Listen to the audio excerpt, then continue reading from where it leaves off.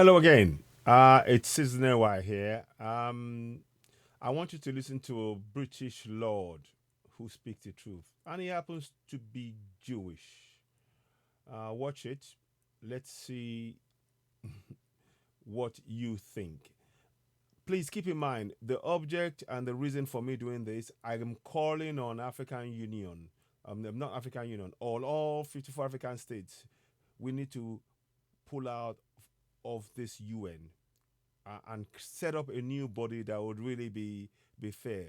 The extent to which they've used veto powers to carry out genocide, so to support genocide, such as we're witnessing, tells us that is not a kind of body we want anything to do with. We need to create an alternative body. So on that basis, I'm showing this. It's about humanity. Yes, there should be balance, fairness, and justice.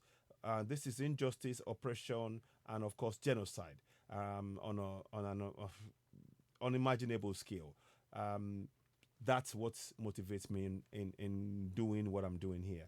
Let us have a listen to the Lord, the British Lord. I was brought up as an Orthodox Jew and a Zionist. On a shelf in our kitchen was a tin box of the Jewish National Fund, into which we put coins to help the pioneers building a Jewish presence in Palestine. I first went to Israel in 1961, and I've been there since more times than I can count. I had family in Israel, and I have friends in Israel. One of them fought in the wars of 1956, 1967, and 1973, and was wounded in two of them. The tie clip which I'm wearing is made from a campaign decoration awarded to him, which he presented to me. I've known most of the prime ministers of Israel, starting with the founding prime minister, David Ben-Gurion. Golda Meir was my friend.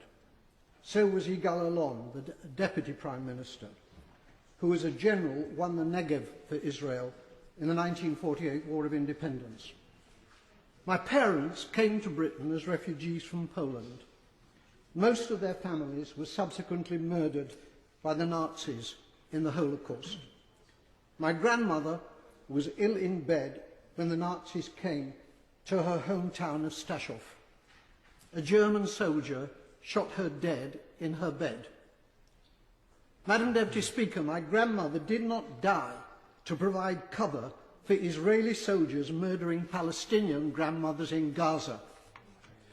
The present Israeli government ruthlessly and cynically exploit the continuing guilt among Gentiles over the slaughter of Jews in the Holocaust as justification for their murder of Palestinians. The implication is that Jewish lives are precious, but the lives of Palestinians do not count. On Sky News a few days ago, the spokeswoman for the Israeli army, Major Leibovich, was asked about the Israeli killing of, at that time, 800 Palestinians.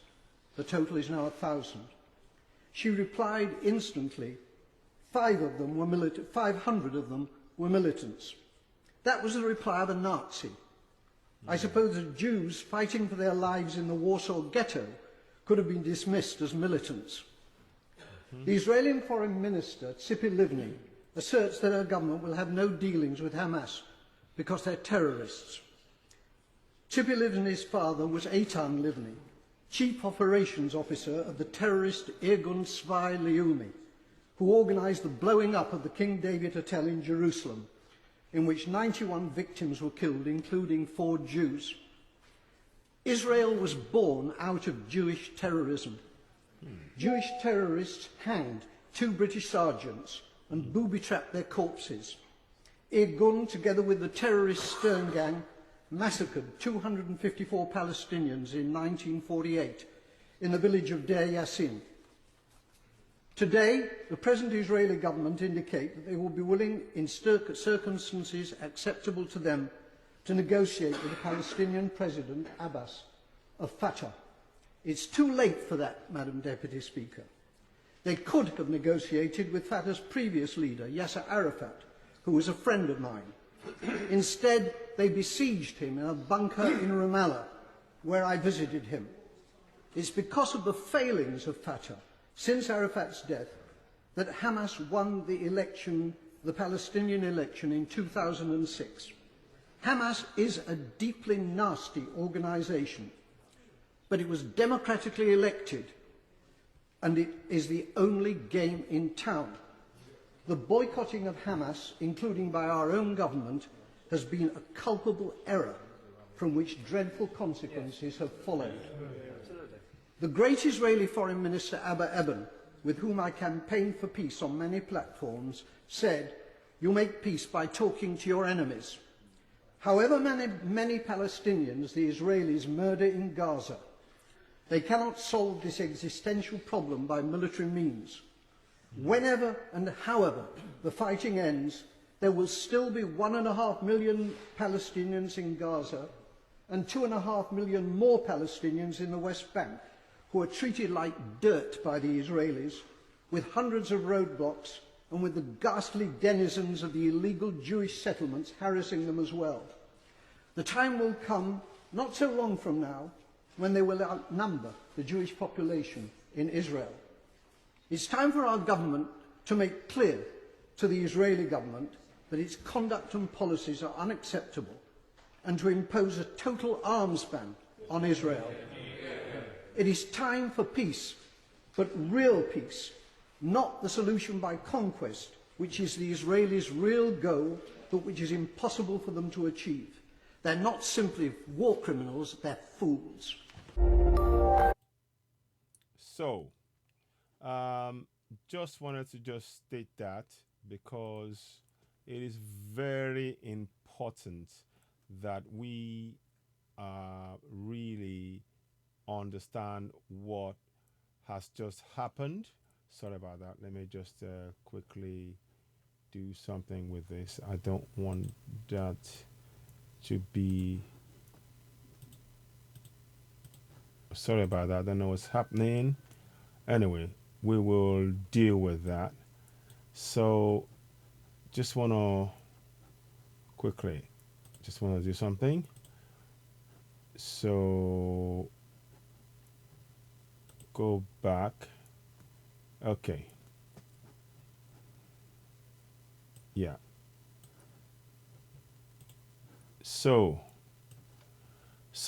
what we were doing and what I'm reiterating again and again and again is that we must call out such acts that we're seeing, such acts of genocide that we're seeing, and it is very good that the words spoken that are from a Jewish person, Gerald Kaufman. He's a lord. His name is Gerald Kaufman, and he has some. It's quite. He's very outspoken about what needs to be done, and I think those who are supporting this genocide need to listen to his words, because after all, he is a Jewish man. That's all I'm going to say. What are your thoughts? Again, I reiterate and I maintain that Africa must pull out of the UN. That is something we need to have a debate among ourselves, because the UN, with the veto powers they are using to really, and the founding members, US, France, and UK, those veto powers are being used to really cause injustice, unfairness, genocide, such as we are witnessing.